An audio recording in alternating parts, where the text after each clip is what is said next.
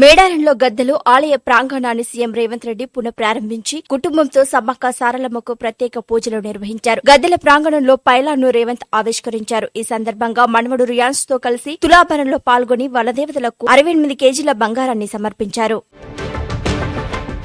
Harvard యూనివర్సిటీలోని Kennedy school of government లో leadership 21st century అనే ప్రత్యేక కోర్సుకు సీఎం రేవంత్ రెడ్డి హాజరు కాబోతున్నారు. ఈ కోర్సు కోసం ఈ నెల 25 నుంచి 30 వరకు మసాచుసెట్స్ లోని కెనడా స్కూల్ క్యాంపస్ లో ఉండి తరగతులకు హాజరవుతారు. ఈ కోర్సు విజయవంతంగా పూర్తి చేసిన తర్వాత ముఖ్యమంత్రి హార్వర్డ్ యూనివర్సిటీ నుంచి సర్టిఫికెట్ ను అందుకుంటారు.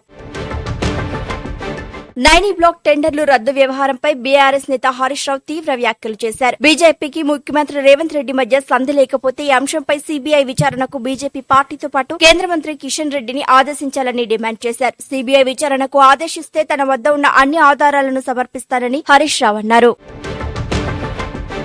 ఏపీ సీఎం చంద్రబాబు స్విట్జర్లాండ్ లోని జ్యూరిక్ చేరుకున్నారు. ఎయిర్పోర్ట్ లో ప్రవాసాంధ్రులు ఘన స్వాగతం పలికారు. అక్కడ సింగపూర్ అధ్యక్షుడు షణ్ముగరత్నం, అస్సాం సీఎం హిమంత, ప్రపంచ బ్యాంక్ అధ్యక్షుడు అజయ్ బంగా కలిసి చంద్రబాబుతో వివిధ అంశాలపై చర్చించారు. ఆయన దావోస్ లో జరగనున్న ప్రపంచ ఆర్థిక సదస్సులో పాల్గొనడానికి రోడ్డు మార్గంలో అక్కడకు వెళ్లనున్నారు.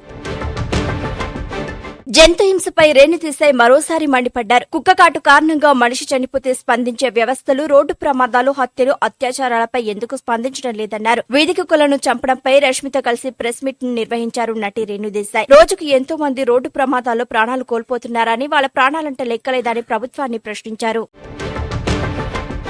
కోల్కతా నుంచి గౌహతి వరకు కామాఖ్య స్పెషల్ తొలి వందే భారత్ స్లీపర్ ట్రైన్ ను ఆదివారం మోదీ ప్రారంభించగా నేడు మొదటి ప్రయాణం పూర్తి చేసుకుంది. ఈ రైలు లోపల ఇంటీరియర్స్ అద్భుతంగా ఉన్నాయని, ఫుడ్ టెస్ట్ కూడా సూపర్ గా ఉందని ప్రయాణికులు సంతోషం వ్యక్తం చేస్తున్నారు.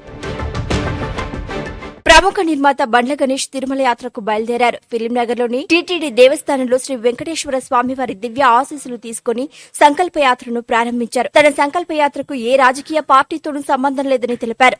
ఆయన దీన్ని దేవుడికి మొక్కు చెల్లించి చంద్రబాబుపై తనకున్న అభిమానాన్ని చూపేందుకు ప్రారంభిస్తున్నట్లు తెలిపారు. బీజేపీ జాతీయ అధ్యక్షుడిగా నితిన్ నబీన్ ఏకగ్రీవంగా ఎన్నికయ్యారు. నితిన్ నబీన్ పేరును ప్రస్తావిస్తూ 37 సెట్ల నామినేషన్లు దాఖలయ్యాయి. మంగళవారం ఉదయం 11 గంటలకు ఆయన ప్రమాణ స్వీకారం చేస్తారు. ఈ కార్యక్రమానికి ప్రధాని నరేంద్ర మోదీ కూడా హాజరవుతారు. పాకిస్తాన్లోని కరాచీ నగరంలో జరిగిన ఘోర బ్యాషింగ్ ప్లాజా అగ్ని ప్రమాదంలో మృతుల సంఖ్య 11కు చేరింది. ప్రమాదం జరిగిన భవనంలో ఇంకా సుమారు 60 మందికి పైగా గల్లంతైనట్లు అధికారులు వెల్లడించారు. ఫైర్ బ్రిగేడ్ బృందాలు, సహాయక సిబ్బంది శిథిలాల్లో చిక్కుకున్న వారిని బయటకు తీసేందుకు గాలింపు చర్యలను కొనసాగిస్తున్నారు. దక్షిణ స్పెయిన్ లో జరిగిన ఘోర రైలు ప్రమాదంలో 2 హైస్పీడ్ ట్రైన్లు పట్టాలు తప్పి ఢీకొనడంతో పలువురు ప్రయాణికులు మృతి చెందారు.